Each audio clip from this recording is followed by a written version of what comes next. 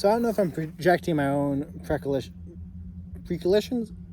oh, disposition to addictive behaviors onto humanity as a whole.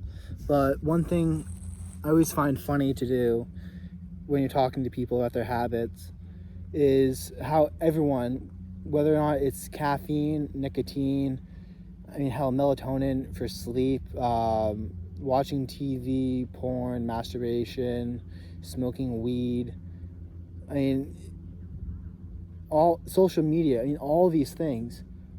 When you tell someone and you talk to them about your own story of addiction, or you express concern about their uses, the default is to say, I'm not addicted, I could quit anytime I want.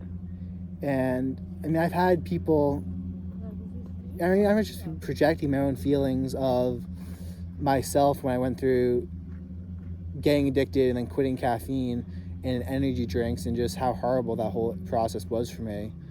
But it's this feeling of seeing other people starting down the same path with pre-workouts and drinking energy drinks, and you talk to them and they're saying all the same things that went through your head at that stage, and like you kind of just tell them like, oh, like, over time you just develop this idea of nothing I say to you right now is actually gonna matter. Like you are completely convinced that you are not addicted to the substance.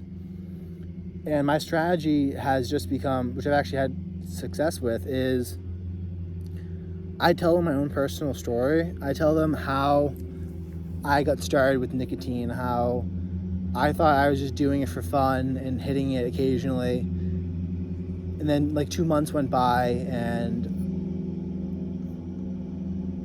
I would put it away and then like say I'm not going to hit it for the rest of the day because I was getting a little worried that I was hitting too much.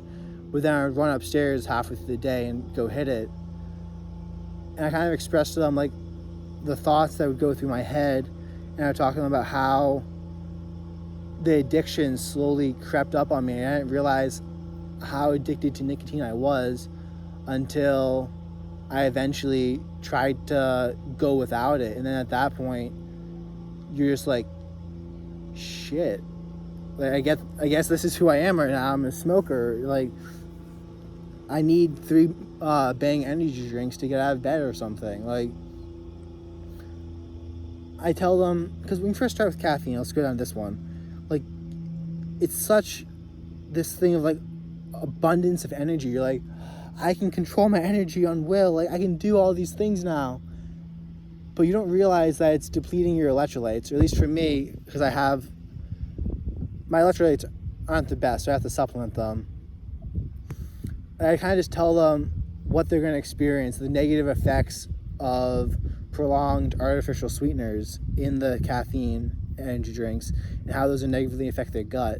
And I talk to them about the brain fog they're going to get, the muscle cramps down the road. And I kind of just tell them, like, here are the road markers of my addiction that I went down. And the whole hope of this is that when they notice they're getting muscle cramps, they'll be like, oh, didn't Jason say something to me about this? And then they'll look back and then they'll talk to me like, they're finally open to hearing more about what I'm trying to say. Because a lot of the time they just dismiss you. No one wants to hear that they're fucking up in life. Everyone just wants to hear attaboys all the time. Like, good job, you're doing exactly what you should be doing. And it takes a lot, or just a very strong experience, to allow someone to admit that they might have been doing something wrong, that maybe smoking wasn't the best thing, maybe they shouldn't have done those energy drinks. And if they're not ready to admit it, you're just going to put a divide between that person and yourself. And then when they finally do want help, when they finally do understand that they're addicted to it, there's going to be that divide there. So they're not going to come to you, and there's not going to be a way for them to really get help and be better. And I guess all this is to say the old proverb of just leading by example, and how that can. There's some proverb in Kings or something that talks about how one person leading a godful life can save 1,000 sinners or something, and it just talks about how you can't really change someone. Like, you can't make them be better. All the people dating someone right now who wants their partner to start working out or start doing something, like, you can encourage them, but they have to come to that decision by themselves. If they feel forced, they're gonna resent doing it, and they're gonna stop as soon as they reach their limit. But if you can express to them the negative effects, then maybe, just maybe, they'll become aware enough at certain points in time to make the connection between how they're currently feeling and how you said they would feel. Because you also have to understand, a lot of people aren't conscious enough, aren't awake enough to reflect upon their patterns and see the trend or the destructive behavior and where it could possibly lead to. They're just going throughout their day focused on what's going to be on TV that night, what they saw, what's going on in the office, and they just keep replaying these same events through their head and don't actually analyze their own life. And when I was in this state, it's very easy to start doing such a minor thing like drinking a small cap of 5-hour energy before you start wrestling, because it helps you and it makes you a little bit more focused. And that somehow, over the course of 2.5 years, turned into 3 energy drinks a day.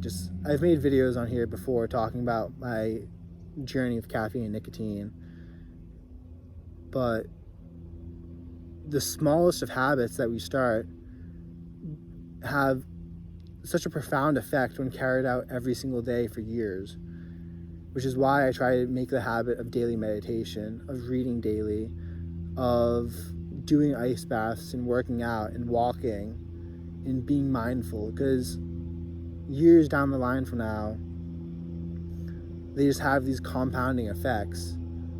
And I think it's very true that nothing in this world is really stagnant. You're either decaying or you're growing. So to ask you, are you growing? Because if you're not,